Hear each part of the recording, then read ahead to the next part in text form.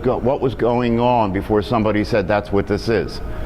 And what was going on is the same thing that's going on with the general population. Kids are anxious. And if you're anxious, it's very hard to focus your attention, is it not? Right? So somebody came along that saw the opportunity to sell medication and said, oh, this is this specific disorder, and the way we're going to treat that is with Ritalin and other things. So it's really just another aspect of the general problem, right? That kids, especially teenagers, they get to that point, and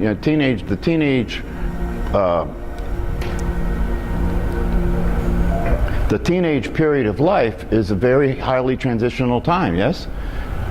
The human being is coming out of childhood, and in a middle, it's a very middle place. It's not, you're not an adult, you're not a child, right? And so it's hard to navigate through those waters for a lot of kids. And I've worked with a lot of teenagers, and my heart goes out to them, especially given the world we're living in right now, to be a teenager and to go through the challenges that they go through to be a teenager. And because of all that, I can understand why what happens, like this last kid that was a bomber, right? 23 years old, right? And the only explanation he gave for what he did was that he was confronted by an experience of his life that was completely unworkable. And so in his desperation, he decided to act out the way he did. And this goes on and on and on, and we're seeing more and more of it happen.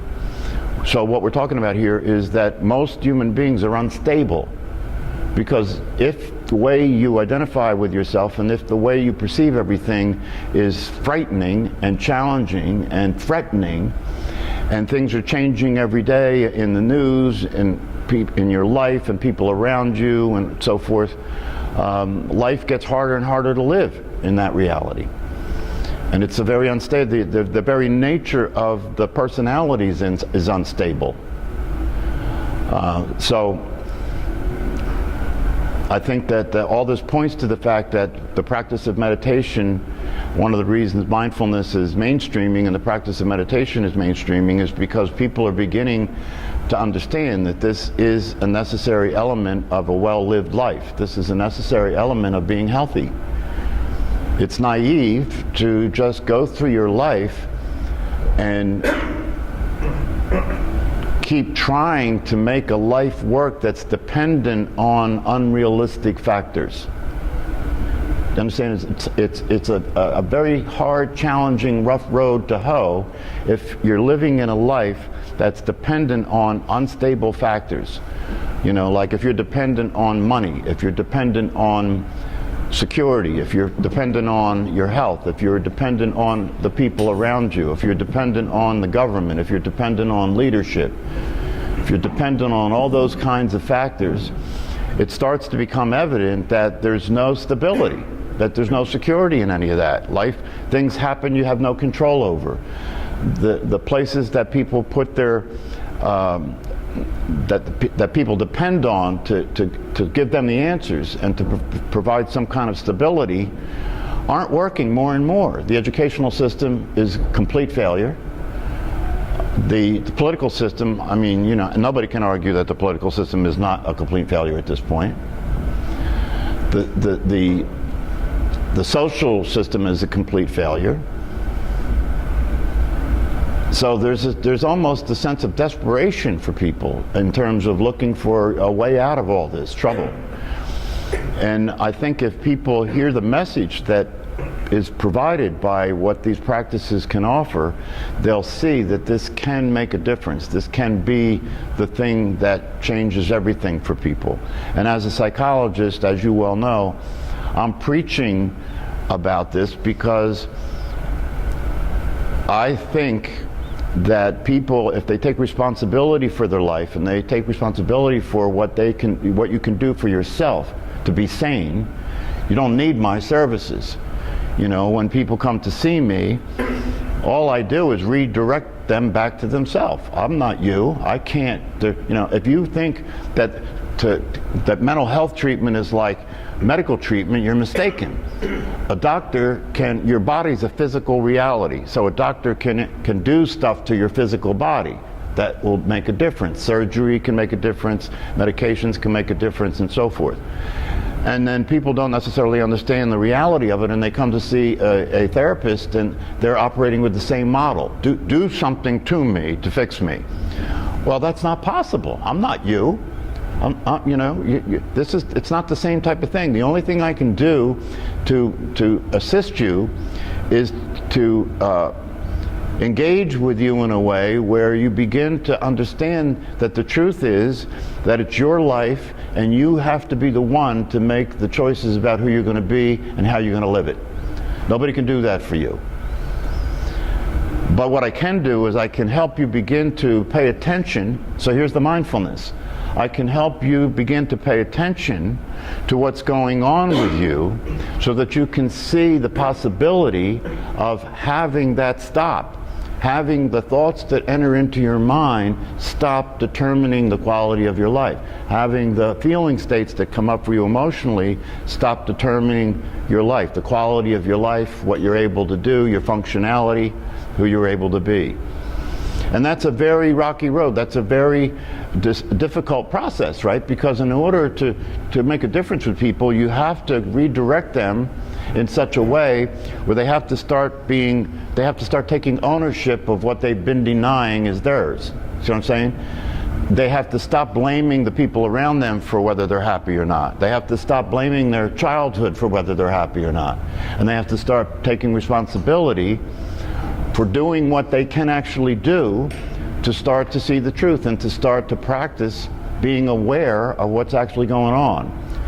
To start to see that the thoughts that are occurring in their head are not their thoughts. They're the whole essence of cognitive therapy.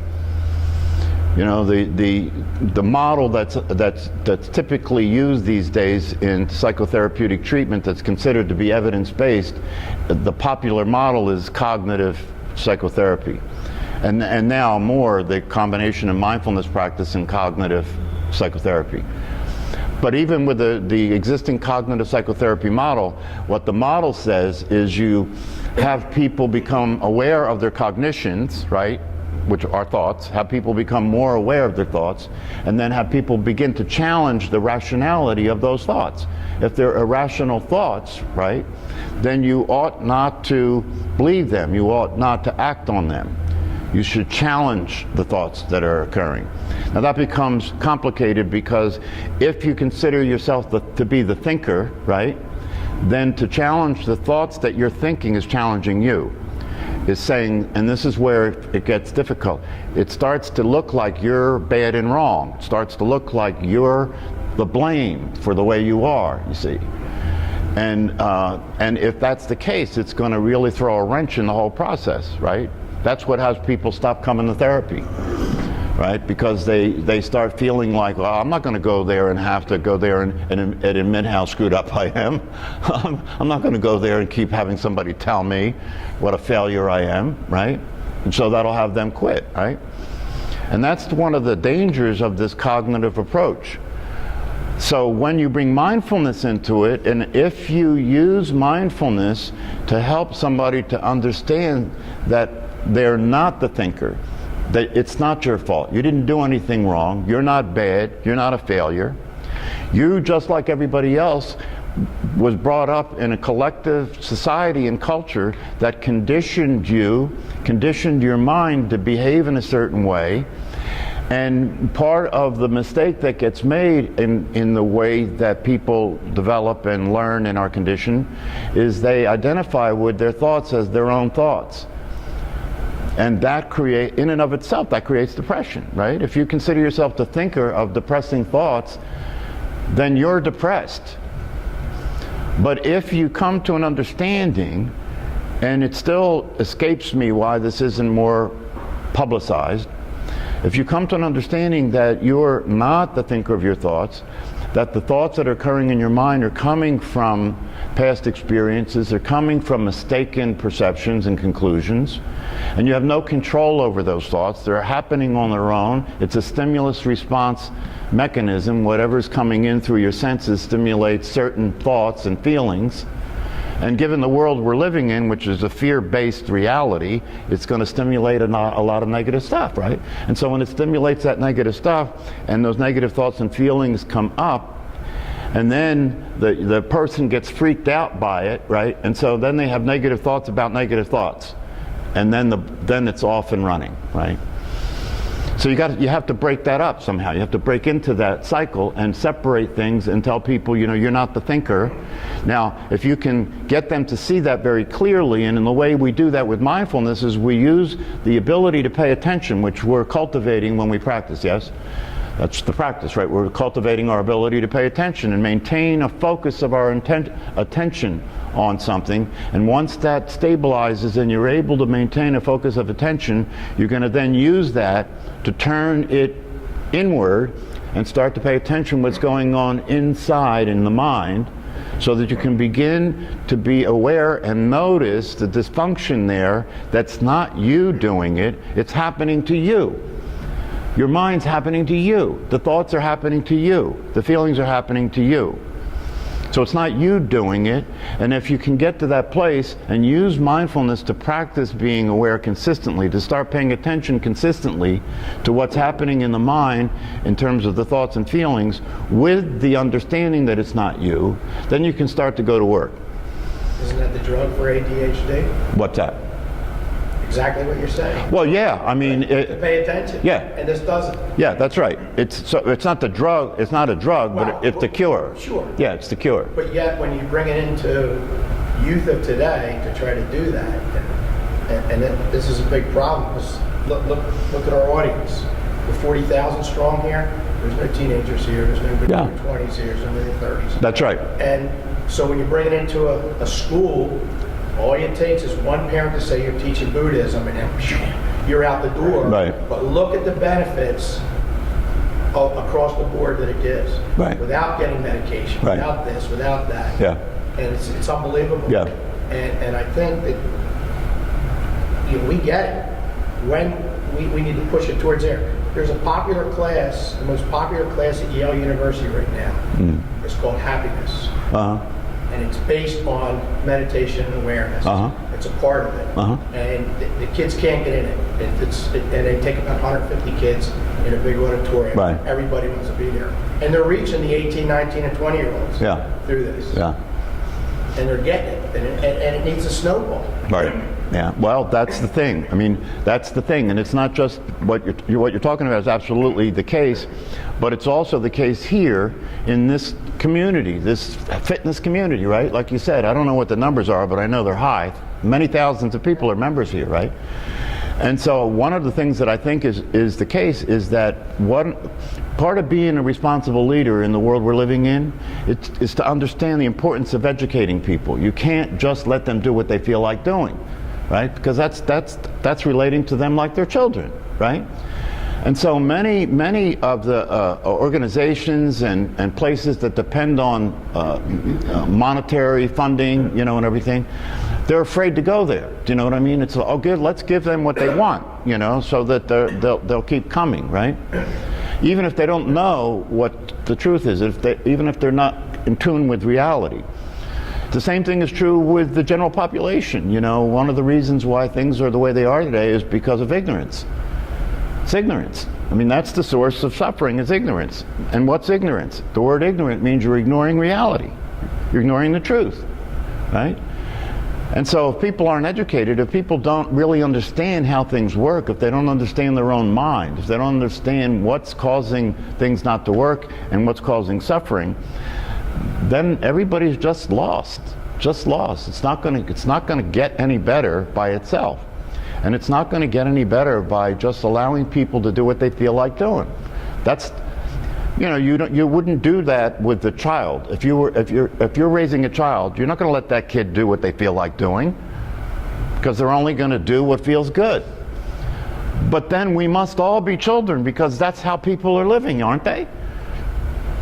They'll do anything to get what will give them comfort and pleasure, right? And avoid discomfort, even if it means denying reality. If it means denying reality, people will do it. If it's inconvenient, people won't do it, right?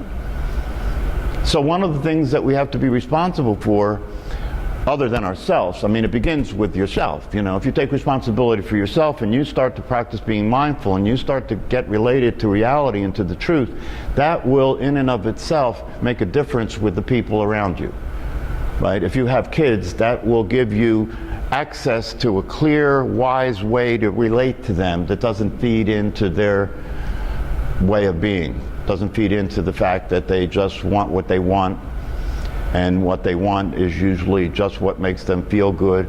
I remember my stepson, you know, when the popularity, I think it's still popular, these video games. What's that big popular one, the shooter? Fortnite. What's that? Fortnite. Fortnite? So there's a lot of them where all you're doing in the video game is killing, right? And I walked into the family room one night, and my stepson was in there with this thing up, this video game going, and it was just, so I stood there and watched it for a while, and I could see that all it was doing was just splattering blood all over the place and just killing everybody that came onto the screen. So I said to him, could you stop that for a minute? And he did, and I said, let me ask you a question. What's the point of this game? And he said, oh, just to kill people. And I said, well, why would you want to do that? You know, why would you want to just have a game be about killing people? And he said, because it's fun. Can you see how that would translate into what happens with these kids that go into schools and start shooting? They've been practicing at home. And they're in such a distorted reality, right? That if they start feeling miserable and depressed and uncomfortable, how could that then turn into taking a gun and going and shooting up people, right? That's what they've been practicing. It's crazy, it's insane. And the most insane aspect of it is the fact that these, in a certain sense, these kids are innocent. You know what I mean? In a certain sense, that kid that was doing the bombing is innocent because he was clueless. He didn't have any idea what he was really doing. He blew himself up in the end, right? So it wasn't just that he was blowing other people up, he blew himself up. So this is the mind. The mind becomes so bitter and so reactive, right? And so vengeful. This is the nature of the fear-based mind, that it will turn on itself and it will turn on everybody else, right? And really the statement, the message is, if I can't be happy, if my life is a mess and it's unworkable and it's not going to work, right, then I am going to strike out with hatred and anger to everybody else and make them suffer with me and then kill myself too. That's really the statement that people are making, right? But look how crazy that is. Look how sick that is. How does somebody get that lost, right? So mindfulness is about, as one of the teachers said, mindfulness is a radical act of sanity. To sit down and be still physically and be silent and start to pay attention in such a way that you can start to see things more clearly and more realistically is an act of sanity, rather than trying to figure things out with a mind that's already full of distortion and reaction and not making contact with reality. So mindfulness and meditation practice is not thinking. Most people depend on thinking, yes? Most people depend on thinking. And if you just look at the language, let me think about that. Let me think about that. So most people don't have any other way of dealing with things than thinking. But if you remember what I said earlier, thinking is thinking you. So if you think you're thinking and thinking is thinking you, and you're dependent on thinking as a way of functioning in your life, you're in deep trouble. You're in deep trouble. Because your thought processes are fear-based. You don't have control over them. Most of it's irrational. We know, for example, through scientific research in the neuroscience, that this is straight-on research, right? That at least 50% of the time, almost everybody is mind wandering. At least 50% of the time, almost everybody their attention is wandering, and mind wandering is a bad scene. All you have to do is check it yourself, right? When your mind is wandering, right? Are you having fun? Right? When your mind is wandering, what we know, scientifically speaking, through interviewing people, is when people's mind wanders, The subject of the wandering is you, right? When my mind's wandering, I am thinking about myself. I am worrying about me. I'm concerned about my future. I'm concerned about what's happening. I'm concerned about what did happen. And this is neurosis. Mind wandering is neurotic, right? And so mind wandering is a negative thing, right? The neuroscientists in their research and their studies of what people report and their studies of the brain and what happens to the brain when the mind wanders, they've concluded that a wandering mind is an unhappy mind. And if you start to practice mindfulness, it's important for you to use the attention that you're developing to start to pay attention to your own experience and start to pay attention to what's happening in your own mind so you can see for yourself that that's the case. And if you see for yourself that that's the case, it'll motivate you to keep practicing so that you can get free from being stuck in that state, being stuck in that state of mind. And when you examine it closely, it's not hard to see the craziness of it, right?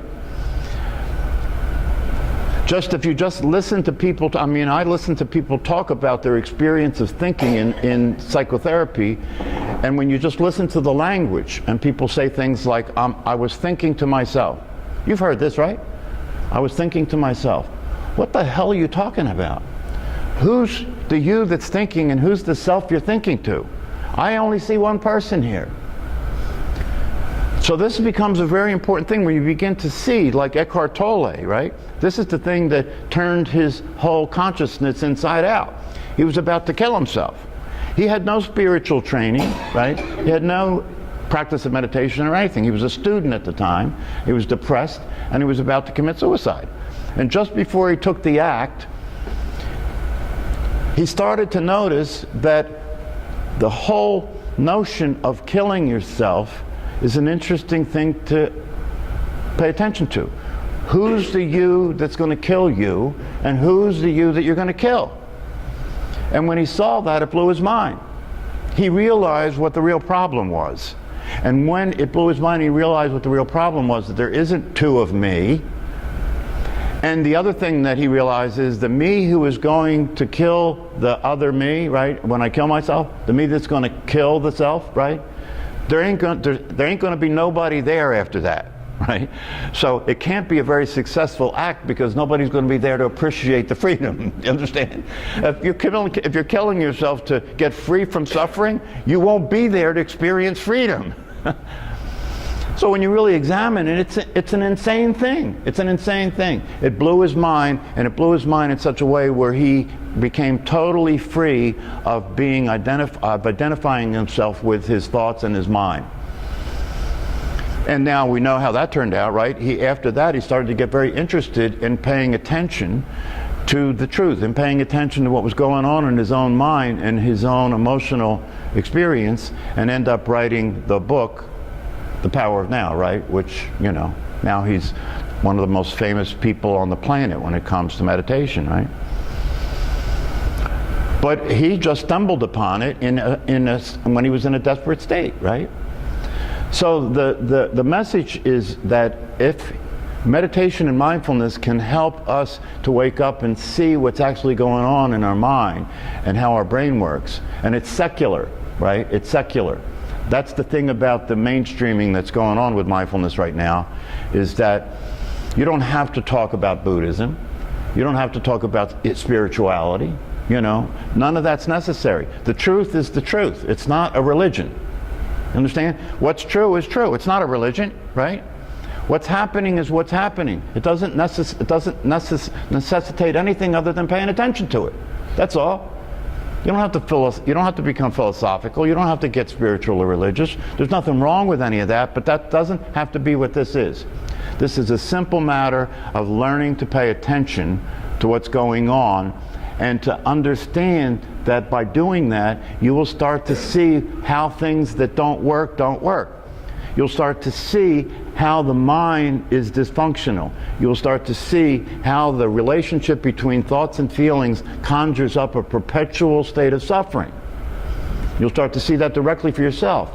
And you will start to see that upon being aware of that as you go through your life, just upon being aware of that, the awareness itself will do the job. I can't say this more clearly or more powerfully. This is the beauty and the power of mindfulness and meditation. The awareness itself will do the job. You don't have to change. You don't have to control yourself. The awareness itself will do the job. If you wake up in the morning and you've been practicing mindfulness, right? And so one of the things you begin to notice is that the mind judges and evaluates everything, right? Automatically, all the time, right? And because you're noticing that, you wake up one morning and you see it's a rainy day and the radio's on and you hear the weather report and the person says, oh, it's going to be an awful, nasty day. But you've been practicing mindfulness and it occurs to you, wait a minute, what's so awful and nasty? It's just raining, right? That's when mindfulness does the job, because now you're aware that just because it's raining, it's not nasty. That's the mind. The mind makes it nasty, right? It's just like in these classes when we're upstairs in Studio 2 and there's noise coming from the other room. And I understand what happens, but time and time again, people will come in the room and they say, well, I can't meditate here. How can you meditate here with all that noise? Isn't it true that you have to be in a place where it's quiet to meditate? No, that's not true, right? And if you can't, see, here's the deal, here's the truth.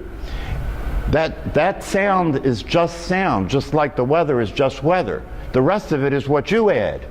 It's just sound. If you say it is a distraction, you're the one who says it's a distraction. For somebody else, if it was really a distraction, then everybody in the class would be saying, oh, that's a distraction. We have to do something about it, right? But that's not the case. For some people, it's not a distraction.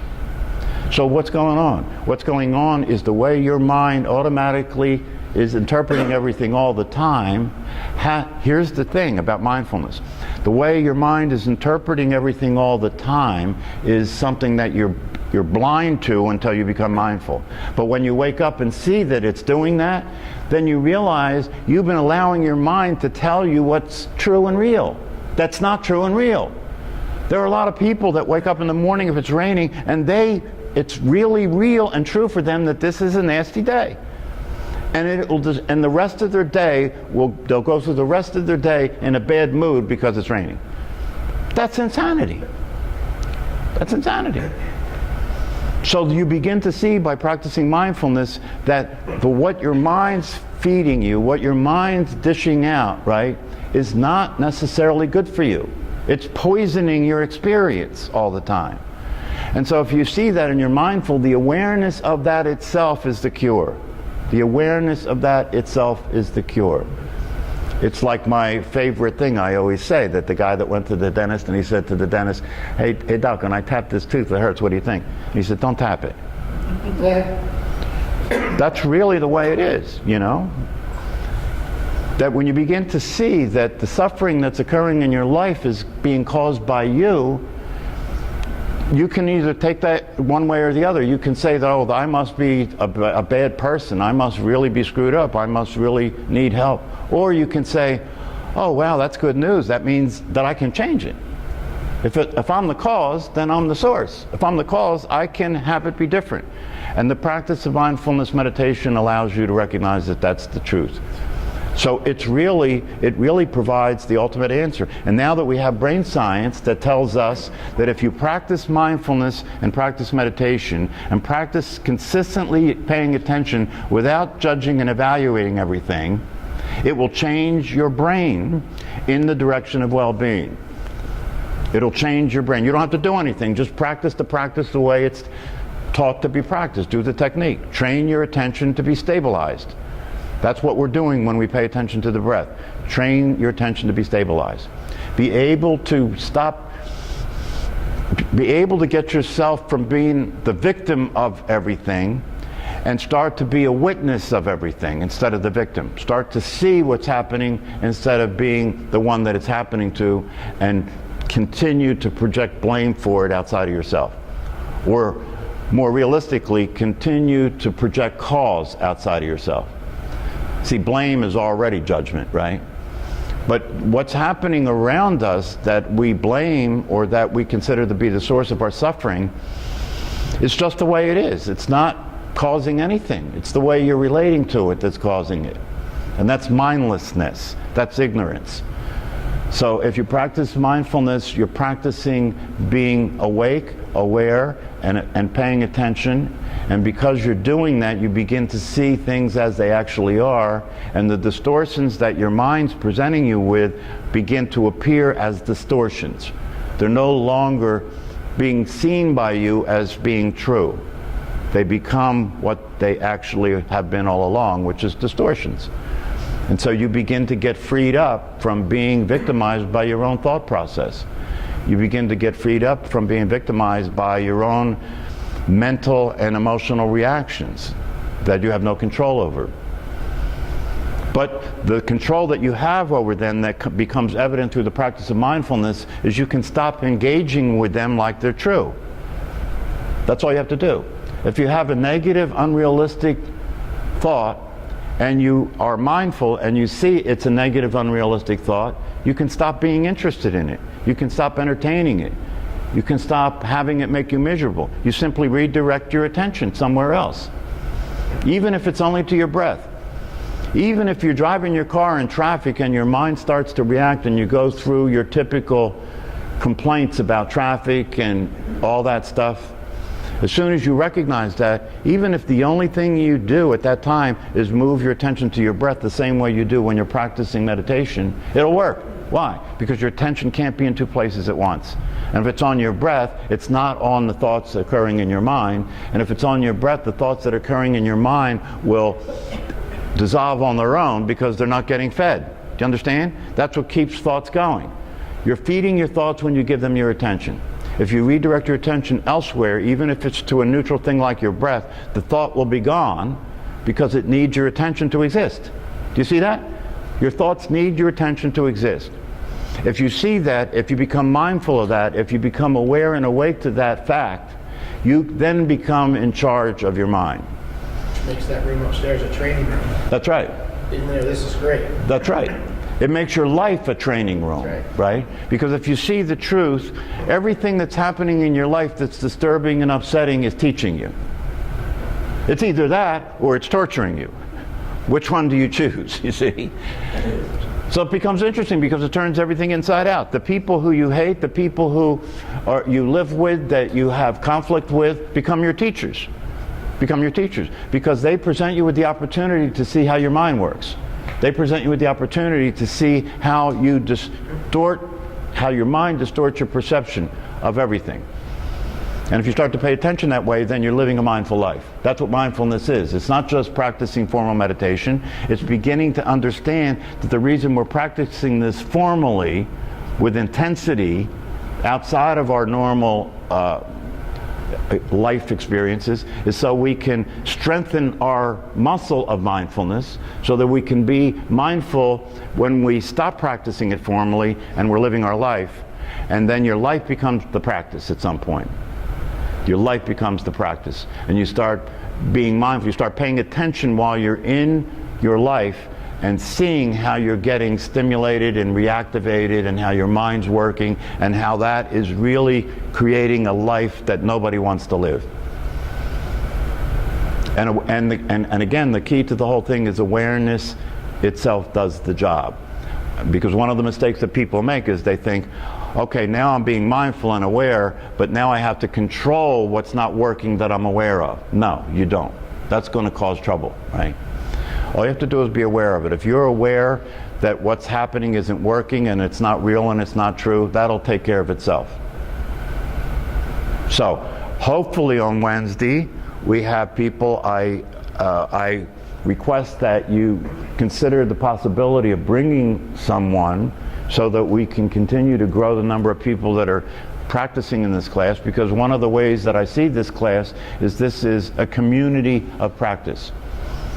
That's the way I want things to go here as far as the class is concerned. We are a community of practitioners that get together with a common interest, a common practice, a common goal to continue to support one another and continuing to learn about what mindfulness is and how mindfulness works, so that we can maintain motivation to deal with the challenge that it is to have a practice. Because it is a challenge to have a practice, right? That's why you have communities of practitioners. That's why people get together and form a community so they can support each other in dealing with the challenge of changing the brain and the mind, the challenge of doing the practice. And if you attempt to establish a practice, you'll find out what I'm talking about. Because you'll find out that your brain and your mind is not interested in your good ideas. All your brain and mind wants to do is keep doing what it's been doing. And that's not a pretty picture. All right? So let's do a practice. And you guys are new? Yes. What's your name? Beth. Mike? Well, welcome. Welcome. All these other people are frequent flyers, so they've been coming to the class and they understand the purpose of this. On Sunday, I usually take time to talk a little bit about what this is to help people continue to learn about it so they understand what they're doing when they practice. And then we do a practice, right? And then on Tuesdays and Thursdays, we're going to be doing more practice and very little talk. Okay? Okay. So let's do a practice.